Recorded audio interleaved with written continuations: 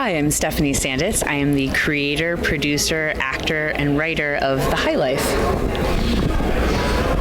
You've had a wonderful work environment on TV, working in many different shows. When did this idea kind of come about? When did this story kind of like, I've got to get this out there? When did the God family, everyone involved, like this whole idea just kind of spark?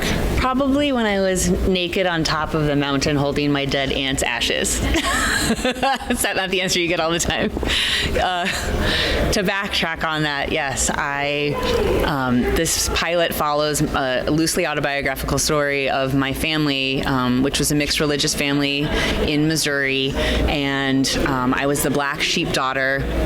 And it chronicles me coming back from living kind of a wild artistic life in New York when my aunt, who I idolized, who's a very successful businesswoman, also a little neurotic and materialistic, and she battled ovarian cancer, and she had 3 Beamers and a personal shopper at Neiman's, and we were all shocked when we went to read her will in repressed, not groovy Missouri, and found out that her dying wish was for the whole family to get together, get naked, and hike her ashes to the top of a nudist Buddhist monastery that she'd secretly joined the last 10 years of her life as she battled cancer and found peace.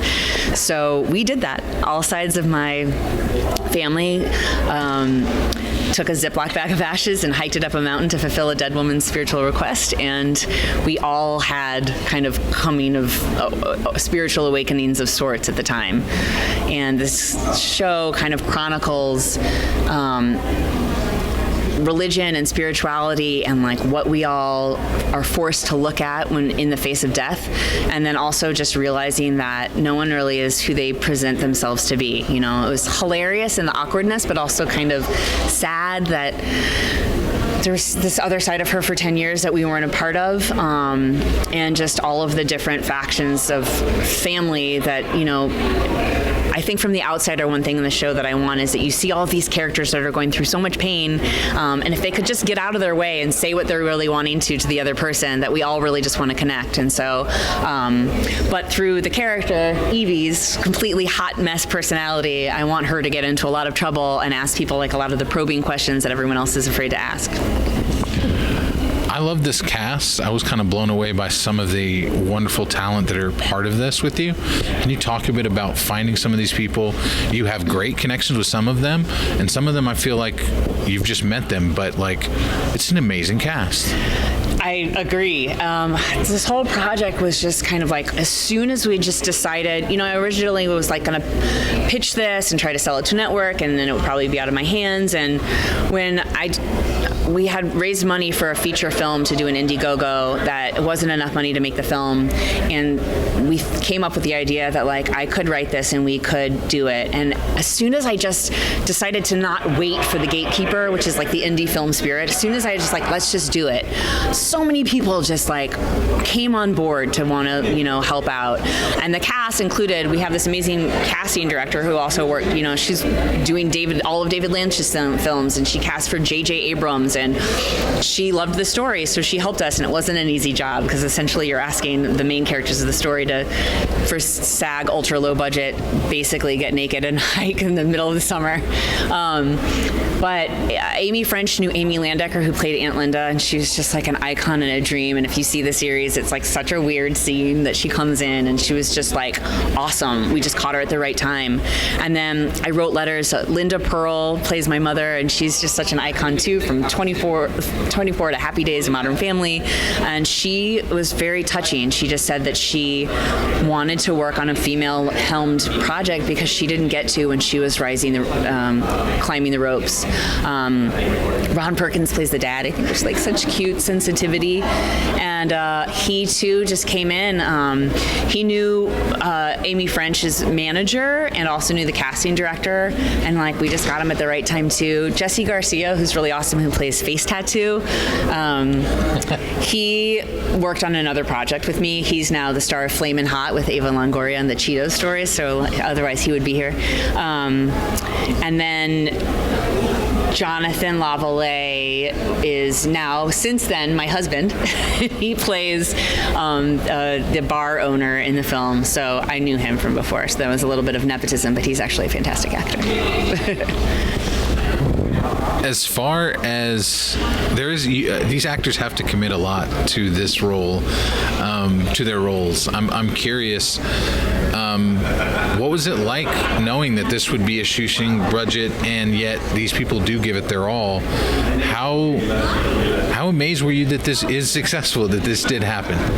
I mean, it's just so humbling. I mean, even down to like, I don't want to sound too green, but even going to a set and being like, they memorized their lines. Like, even like that alone was like thinking that they spent time, they're like, these amazing people spent time the night before with something that I wrote was still so exciting, you know? And I don't think it ever gets old. And even like, I'm fortunate enough to like kind of have a career at this now that keeps, I have another film coming out called Perfect Addiction that I wrote that Kiana Madeira, who's the star of Fear Street, and Ross Butler, they're shooting this winter. And I got to watch all these audition tapes and it's just still really exciting to watch people say your lines and see what they bring to it.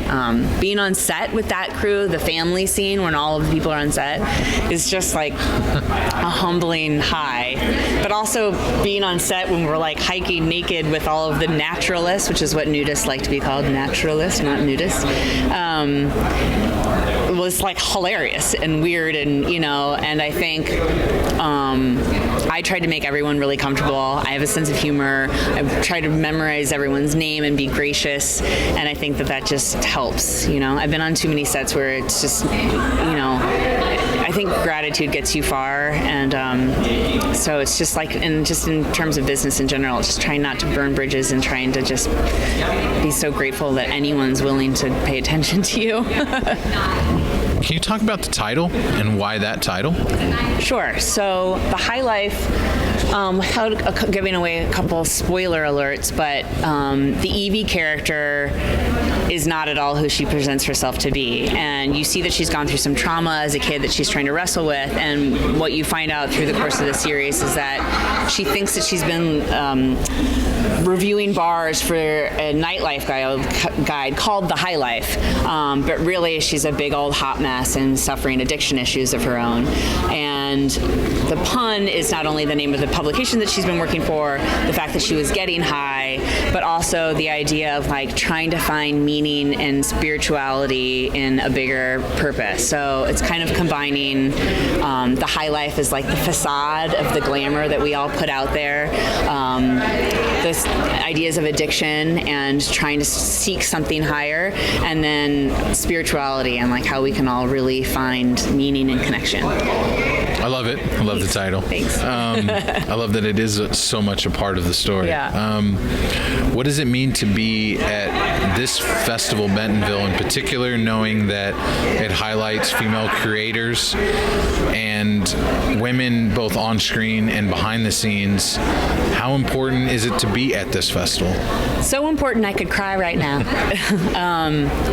It's so incredible that Gina Davis has done this and is really giving her all to really create a platform. It takes effort to elicit change, and for her to really get behind this and really create these platforms for people of all different sexualities and genders, and specifically championing women, it's just incredible. And I feel like so many things have gotten better for us, but there's still so much further to go. I think TV and episodics in particular have been a really good platform for showing really complicated women unapologetically, but there's still more room for that. I'm also from Missouri. My grandparents lived in the Ozarks. So coming back here to be a part with this, you know, my mantra as a filmmaker is I want to afflict the comfortable and comfort the afflicted. And it's really wonderful to be able to come back to this part of the world with such a progressive, you know, venue. It's very, very, very cool. And also I just like love humid Midwestern summers. I really do. So being here right now is just very fun. Well, Stephanie loved it, was blown away by how much fun it was and how shocking it was at times. Thank you for bringing it here. I know we were excited to see an episodic, and one of this nature is just perfect.